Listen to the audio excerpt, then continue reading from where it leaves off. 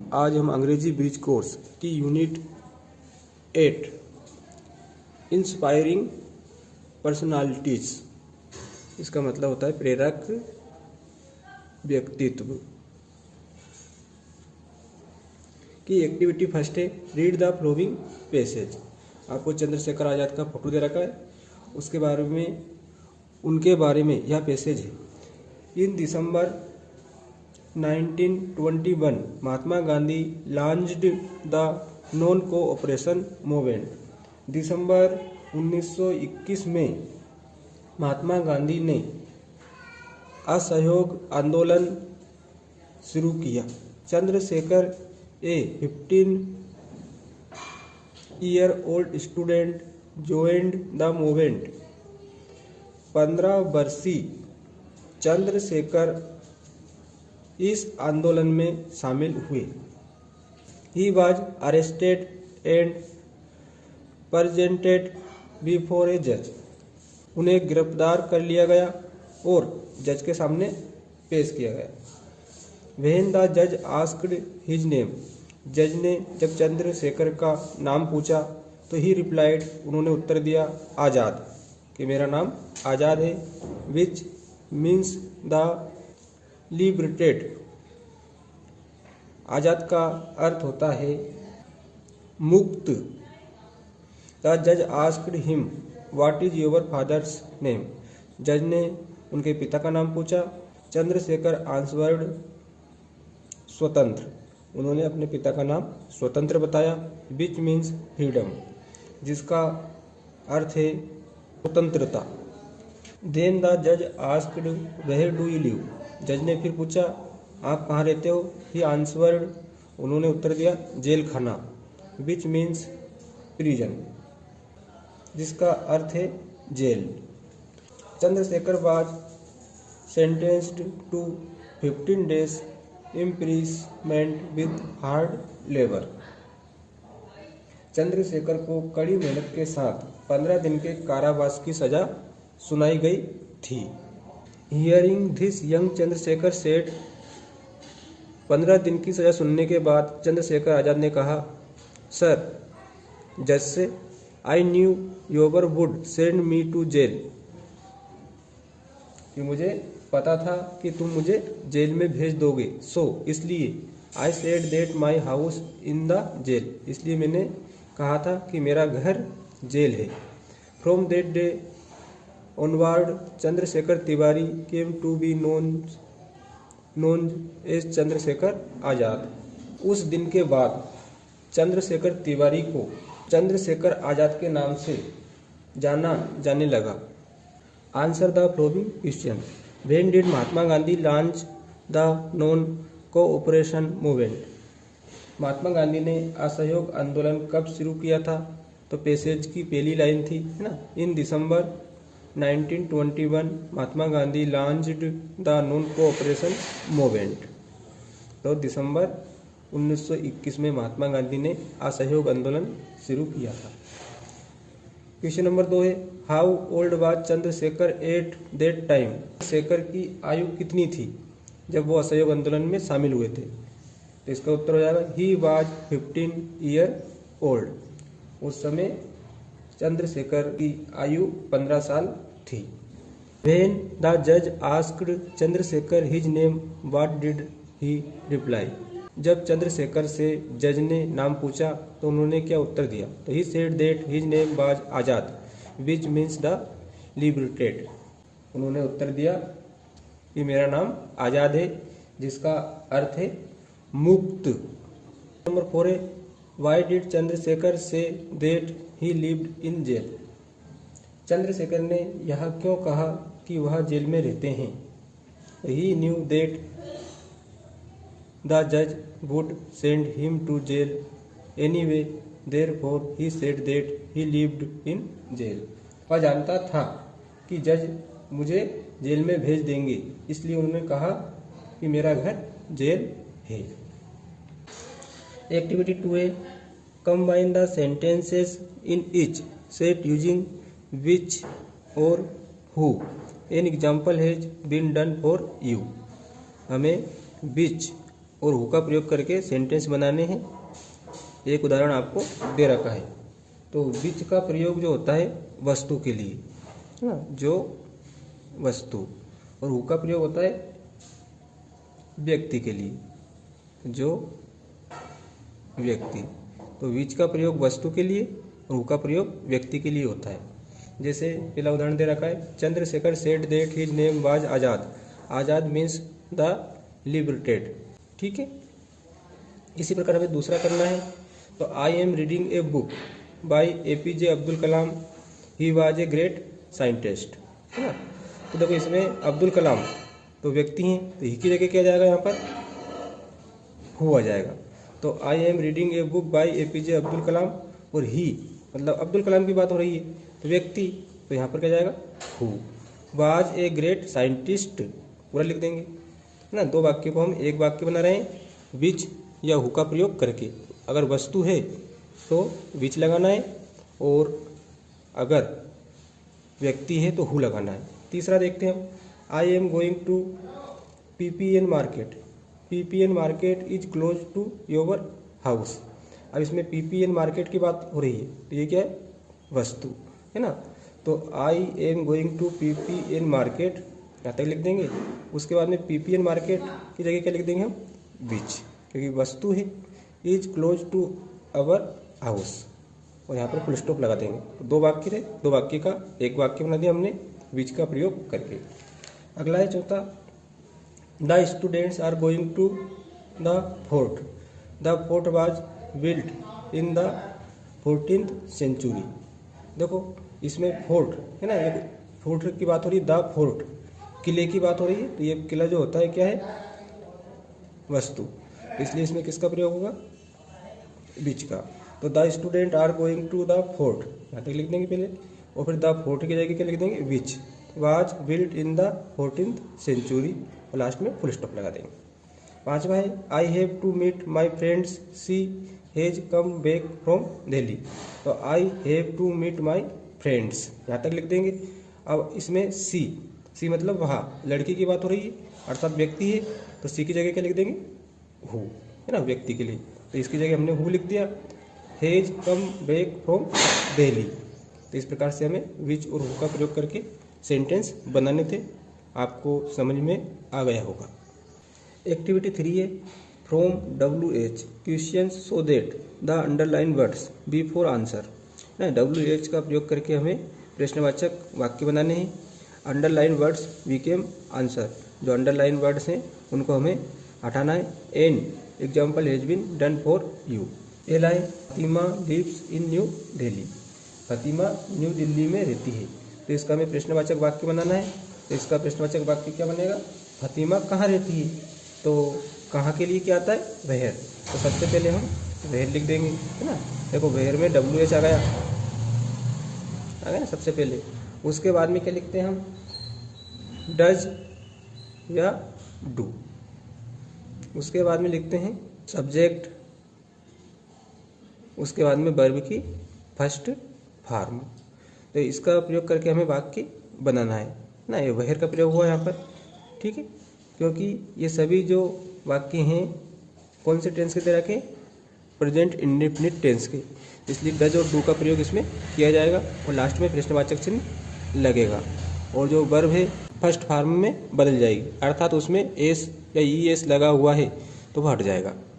तो देखो वेयर है ना, फिर क्या आ गया डज, क्योंकि एक वचन है, फिर सब्जेक्ट फतिमा, और फिर लीव, है ना, वर्ब की फर्स्ट फॉर्म। और ये अंडरलाइन जो शब्द था ये हटा दिया गया ना, इन न्यू दिल्ली को। दूसरा करते हैं इसी प्रकार, she goes to school 8 AM। वह 8 बजे स्कूल जाती है। तो कब जाती है, तो कब के लिए क्या जाएगा, वैन सबसे पहले ना। यहाँ पर क्या जाएगा, वैन। हमने वैन लिख दिया। अब एक वचन है इसलिए किसका प्रयोग किया, डच का। फिर सब्जेक्ट क्या है, सी। अब गोज, इसको फर्स्ट फॉर्म बदल देंगे, ACS हट जाएगा इसका, तो गो टू स्कूल, है ना। ये अंडरलाइन है, इसको हटा देंगे, और लास्ट में प्रश्नवाचक चिन्ह। तो when does she go to school, वह कब स्कूल जाती है। इसी प्रकार तीसरा करना है हमें, she studies maths, Hindi and English at school. है ना, वह स्कूल में गणित, हिंदी, अंग्रेजी पढ़ती है। तो वह स्कूल में क्या पढ़ती है, प्रश्नवाचक वाक्य इस प्रकार से बनेगा। तो वह स्कूल में क्या पढ़ती है, तो क्या के लिए क्या जाता है, वाट, है ना, फिर क्या जाएगा डज, ठीक है। उसके बाद में लड़की थी इसलिए सी, और स्टूडीज तो इसमें से हम IES हटा देंगे तो क्या जाएगा स्टडी, फर्स्ट फॉर्म हो जाएगी। 8 स्कूल, और जो अंडरलाइन है इसको हटा देंगे, ठीक है। लास्ट में प्रश्नवाचक चिन्ह। अगला है सी हैज 2 ब्रदर्स, है ना, उसके 2 भाई हैं। तो उसके कितने भाई हैं, प्रश्न बनेगा। तो हाउ मेनी का प्रयोग किया जाता है ना, कितने के लिए, तो हाउ मेनी ब्रदर्स, फिर डज सी हैज, क्या आएगा यहाँ पर हैज, लास्ट में प्रश्नवाचक चिन्ह, उसके कितने भाई हैं। अगला है she wants to become a scientist, वह एक वैज्ञानिक बनना चाहती है। तो वह क्या बनना चाहती है, तो वह क्या बनना चाहती है, तो वाट आ जाएगा, फिर डज, है ना, एक वचन के लिए, फिर सी सब्जेक्ट, वांट ना ये सट जाएगा, टू बिकम, अंडरलाइन में जो वर्ड दे रखे हैं इसको हमें हटाना ही है, और लास्ट में क्या जाएगा प्रश्नवाचक चिन्ह। तो what does she want to become, वह क्या बनना चाहती है। तो इस प्रकार से हमें आंसर दे रखे, उनके प्रश्न बनाने थे। एक्टिविटी 4, इसमें सालू मर्दा थिमक्का के बारे में दे रखा है। तो Saalu Marada Thimmakka was born in a place called Gubbi in the state of Karnataka. जो सालू मर्दा थिमक्का का जन्म कर्नाटक राज्य के गुब्बी नामक स्थान पर हुआ था। हर पेरेंट्स वेर पुअर, उसके जो माता पिता थे वो गरीब थे। She never went to school, वह कभी स्कूल नहीं गई। At a young age she had to work hard, छोटी उम्र में उसे बहुत मेहनत करनी पड़ी। व्हेन, जब, सी ग्रू अप सी गोट मैरिड, जब वह बड़ी हुई तो उसने शादी कर ली। Her husband was also poor, तो उसका पति था वह भी गरीब था। बट, किंतु, both of them loved trees, तो दोनों अर्थात पति पत्नी पेड़ों से प्यार करते थे।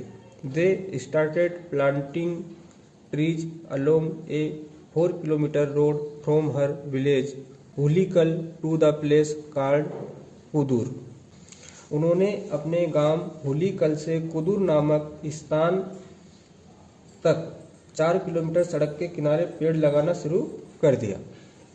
The husband and the wife worked till the noon and then took care of the trees by watering, fencing and protecting them. पति और पत्नी ने दोपहर तक काम किया, फिर पेड़ों को पानी देकर, बाड़ लगाकर और उनकी रक्षा करके उनकी देखभाल की। This became her daily routine for many year, कई वर्षों तक उनकी दिनचर्या बन गई थी। Thimmakka continue this even after her husband died, Thimmakka ने अपने पति की मृत्यु के बाद भी इसे जारी रखा, पेड़ लगाने के कार्यक्रम को। Now she is 105 year old, अब वह 105 साल की हो गई है। She has planted over 8,000 trees in the last 80 years, 80 वर्षों में 8,000 से अधिक पेड़ लगाए हैं। She has become a role model to the entire world today, वह आज पूरी दुनिया के लिए रोल मॉडल बन गई है। Answer the following questions. Where was Thimmakka born, Thimmakka का जन्म कहाँ हुआ था, है ना। Thimmakka was born in a place called Gubbi in the state, ना। थिमक्का का जन्म कर्नाटक राज्य के गुब्बी नामक स्थान पर हुआ था। दूसरा प्रश्न है did she go to school, क्या वह स्कूल गई थी, तो no she never went to school, वह स्कूल नहीं गई थी। तीसरा है where did Thimmakka and her husband start planting trees, Thimmakka और उनके पति ने पेड़ लगाना कहाँ से शुरू किया? तो they started planting trees along a 4 kilometre road from her village Hulikal to a place called Kudur. उन्होंने अपने गांव हलीकल से कुदूर नामक स्थान तक 4 किलोमीटर सड़क के किनारे पेड़ लगाना शुरू कर दिया। How did they take care of the trees? उन्होंने पेड़ों की देखभाल कैसे की? The husband and the wife worked till the noon and then took care of the trees by watering, fencing and protecting them. पति और पत्नी ने दोपहर तक काम किया, फिर पेड़ों को पानी देकर, बाड़ लगाकर और उनकी रक्षा करके उनकी देखभाल की। How old is Thimmakka now? Thimmakka की आयु अब कितनी है? तो she is 105 year old now.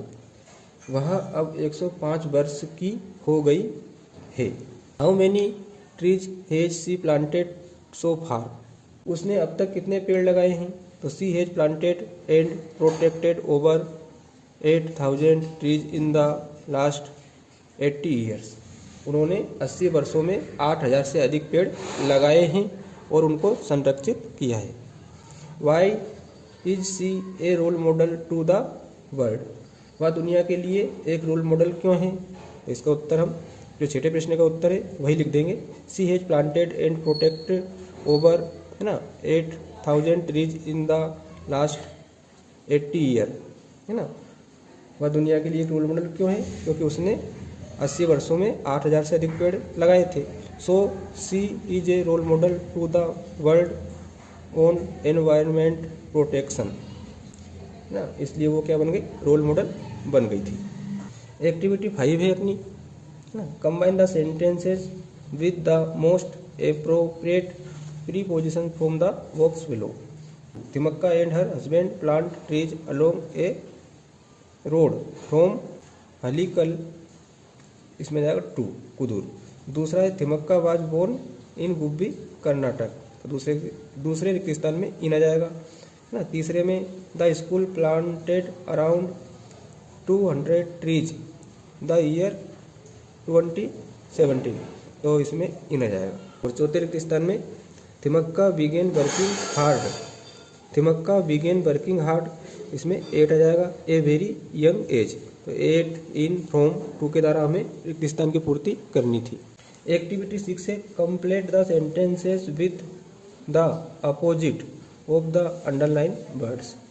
जो अंडरलाइन वर्ड्स है उनके अपोजिट शब्दों के द्वारा, अर्थात विलोम शब्दों के द्वारा हमें फिल इन द ब्लैंक्स रिक्त स्थानों की पूर्ति करनी है। जैसे पहला है the king was rich but his servant were, तो रिच अंडरलाइन शब्द है, रिच मतलब अमीर, तो इसका क्या जाएगा? पुअर, है ना, अपोजिट शब्द, तो पुअर मतलब गरीब। दूसरा है, देखो दूसरे में अंडरलाइन शब्द है यंग, तो यंग का अपोजिट शब्द क्या होगा? ओल्ड। यंग मतलब जवान और ओल्ड मतलब वृद्ध, यहाँ पर ओल्ड लिख देंगे। तीसरा देखते हैं, इसमें देखो अंडरलाइन शब्द है कंटिन्यूड, तो कंटिन्यूड का अपोजिट शब्द हो जाएगा डिसकंटिन्यूड, तो रिक्त स्थान में जाएगा डिसकंटिन्यूड। चौथा है लव्ड, ना, लव्ड मतलब प्रेम, तो लव्ड का अपोजिट शब्द हो जाएगा हेटेड, ना, नफरत। एक्टिविटी 7 है अपनी, इन 2006 mark English from New Zealand climbed the tallest mountain of the world, the mount Everest. 2006 में न्यूजीलैंड के मार्क इंग्लिश ने दुनिया के सबसे ऊंचे पर्वत माउंट एवरेस्ट पर चढ़ाई की। What was special about it? इसमें क्या खास था?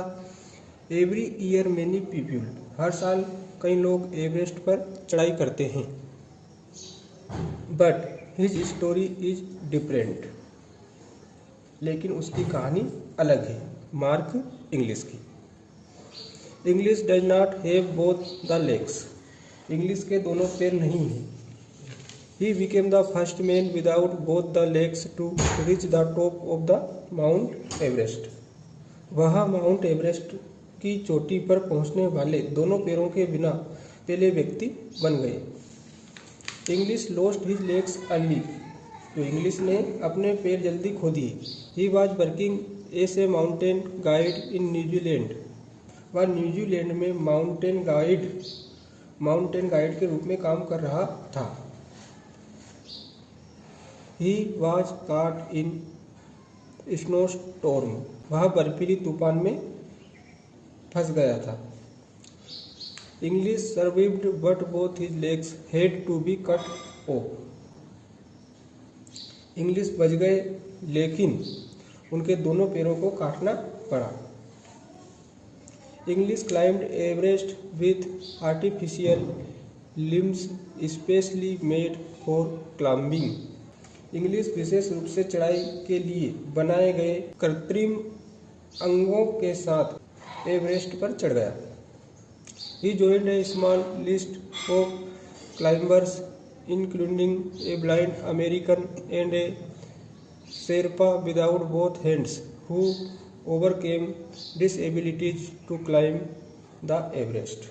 वह पर्वतारोही की एक छोटी सी सूची में शामिल हो गए जिसमें एक अंधा अमेरिकी और दोनों पैरों के बिना एक शेरपा शामिल था जिन्होंने एवरेस्ट पर चढ़ने के लिए विकलांगताओं को पार किया। Inglis is also professional ski guide and cyclist, Inglis एक स्की गाइड और एक साइकिल चालक भी है। He won a silver medal in the 2000 para Olympic Games in Sydney, उन्हें सिडनी में 2000 पैरा ओलंपिक खेलों में रजत पदक भी जीता था मार्क इंग्लिश ने। ही also helps other people with डिसएबिलिटीज, वह विकलांग लोगों की मदद भी करता है। तो इसमें मार्क इंग्लिश के बारे में पैसेज है, उसके बाद में प्रश्न उत्तर देख लेते हैं। Answer the following question. पहला प्रश्न है which country does Inglis belong to, Inglis किस देश से संबंधित है। तो इसमें ना न्यूजीलैंड आया था, इसका उत्तर देंगे Mark Inglis is from New Zealand, Mark Inglis New Zealand से है। क्वेश्चन नंबर 2 है what was special about Inglis achievement, Inglis की उपलब्धियों के बारे में क्या खास था। तो Inglis does not have both the legs, he became the first man without both the legs to reach the top of Mount Everest, Inglis के दोनों पैर नहीं थे फिर भी वह माउंट एवरेस्ट की चोटी पर पहुंचने वाले दोनों पैरों के बिना पहुंचने वाले पहले व्यक्ति बने।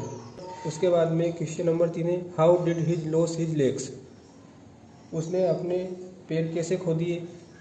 इसका उत्तर when he was working as a mountain guide in New Zealand he was caught in a snowstorm and lost both his legs ना। जब वह न्यूजीलैंड में माउंटेन गाइड के रूप में काम कर रहे थे तो बर्फीले तूफान में फंस गए और अपने दोनों पैर खो दिए। क्वेश्चन नंबर 4 है what did he use to climb the Everest, Everest पर चढ़ने के लिए उसने क्या इस्तेमाल किया। तो Inglis climbed Everest with artificial limbs made specially for climbing, इसने विशेष रूप से चढ़ाई के लिए बनाए गए कृत्रिम अंगों के साथ एवरेस्ट पर चढ़ गया। कृत्रिम अंगों का इस्तेमाल माउंट एवरेस्ट पर चढ़ने के लिए किया। एक्टिविटी 8 है add ly to the word given below an example has been done for you. तो स्पेशल था, इसमें ली को जोड़ दिया, स्पेशली बन गया। बेड, इसमें ली को जोड़ा गया तो बेडली ना। केयरफुल तो केयरफुल्ली, हैप्पी तो हैप्पीली ना। सडन तो सडनली, तो इनमें ली को हमें जोड़ना था। बिल्कुल सरल है। Now complete for following sentences using the nearly formed words. तो पहले रिक्त स्थान में क्या जाएगा badly, badly, carefully, happily, suddenly, इन वर्डों का उपयोग करके रिक्त स्थान भरने हैं। तो पहले रिक्त स्थान में बेडली आ जाएगा, the car was badly damaged because of the accident. दूसरा द स्कूल इज स्पेशली, है ना, तो दूसरे रिक्त स्थान में स्पेशली जाएगा। तीसरे में वेन माई लिटिल ब्रदर सा हिज न्यू ड्रेस ही स्माइल्ड हैप्पीली, है ना। उसके बाद में चौथे रिक्त स्थान में केयरफुली आ जाएगा और पांचवें रिक्त स्थान में सडनली आ जाएगा। एक्टिविटी 9 है convert the following into negative sentence, an example has been done for you. एक उदाहरण आपको दे रखा है नेगेटिव सेंटेंस इनमें बनाने, जैसे राज हैज ए कार, इसका नेगेटिव सेंटेंस क्या बनेगा, Raj does not have a car. दूसरा है Simran knows the answer to question, इसका बनेगा, ये प्रेजेंट इंडेफिनिट टेंस का वाक्य है। जब इसका नेगेटिव बनाते हैं तो रूल्स ये काम करता है, सबसे पहले सब्जेक्ट, फिर डज या डू नॉट, है ना, फिर वर्ब की फर्स्ट फॉर्म और ऑब्जेक्ट ये आता है। तो देखो सबसे पहले सिमरन आ जाएगा, फिर डज, क्या आएगा, डज, क्योंकि सिमरन एक वचन है तो डज, और नेगेटिव बनाना इसलिए नॉट लग जाएगा तो डज नॉट, और फिर नोस, है ना, इसका एस हट जाएगा। जब नेगेटिव बनाते हैं तो वर्ब की जो फर्स्ट फॉर्म रहती है उसका एस या ई एस होता है वो हट जाता है। तो नो लिख दिया हमने the answer to the question, और फिर लिख देंगे सही और लास्ट में full stop. J sings beautifully, तो सबसे पहले जे आ जाएगा, ठीक है, फिर जे जो है एक वचन है इसलिए क्या जाएगा, डज नॉट, नेगेटिव सेंटेंस बनाने के लिए। अब सिंग्स में एस था तो इस एस को हटा देंगे, सिंग हो जाएगा और beautifully, J does not sing beautifully, इस प्रकार से। वीरू प्लेस हॉकी, तो सबसे पहले वीरू हो जाएगा, फिर डज नॉट, है ना, वीरू भी एक वचन है तो नेगेटिव सेंटेंस बनाएंगे तो डज नॉट, और इस प्ले का एक हट जाएगा, प्ले हॉकी, ठीक है। अगला है Navjot Kaur acts in movie, तो इसमें सबसे पहले जाएगा नवजोत कौर, फिर डज नॉट, फिर एक्ट का एस हट जाएगा ना, तो एक्ट इन मूवीज, तो इन मूवीज, और लास्ट में फुल स्टॉप। तो सिंगुलर के लिए डज नॉट और प्लूरल्स के लिए डू नॉट आता है, और अगर सिंगुलर है उसमें जो मेन वर्ब है उसमें एस या ई एस लगा है तो उसे हटा देते हैं नेगेटिव सेंटेंस बनाने के लिए, ठीक है। Activity paste the picture of a person whom you are inspired most and write 5 sentence about him या her। किसी भी प्रेरक व्यक्ति की यहाँ पर एक फ़ोटो चिपकानी और उसके बारे में 5 वाक्य लिखने हैं। तो मैंने यहाँ पर भगत सिंह के बारे में लिख दी ना, Bhagat Singh was a very brave freedom fighter of India, he was born on 28 September 1907 in Punjab, his father and uncle were freedom fighter and they inspired him। चौथी लाइन है he was expert in reading and writing Hindi, Urdu, English, Punjabi and Gurmukhi. पांचवी Bhagat Singh sacrificed his life for our country। किसी भी प्रेरणादायी व्यक्ति का चित्र यहाँ पर लगाना है और उसके बारे में 5 सेंटेंस आपको लिखना है जो हमारे देश के लिए बलिदान हो गए हैं, उन्होंने हमारे देश के लिए बहुत कुछ किया है। उसके बाद में यूनिट 8 के मीनिंग दे रखे हैं, है ना। नॉन कोऑपरेशन मूवमेंट मतलब असहयोग आंदोलन, फ्रीडम मतलब आज़ादी, प्रिजन मतलब जेल, बोर्न मतलब पैदा हुआ, प्रोटेक्ट मतलब बचाना, डेली रूटीन मतलब दिनचर्या, मॉडल मतलब नमूना, और क्लाइम चढ़ना, स्नो स्टॉर्म बर्फीला तूफान, बोन मतलब जीता, और मेडल मतलब पदक। तो इन मीनिंग को भी आप अच्छे से याद करें ताकि पाठ आपको अच्छे से समझ में आए। प्यारे दोस्तों, आज हमने अंग्रेजी ब्रिज कोर्स की यूनिट 8 इंस्पायरिंग पर्सनालिटीज़ की सभी एक्टिविटीज़ की पूर्ति करी। वीडियो आपको अच्छा लगा होगा। वीडियो को अधिक से अधिक शेयर करें, लाइक करें और चैनल को सब्सक्राइब जरूर करें। धन्यवाद।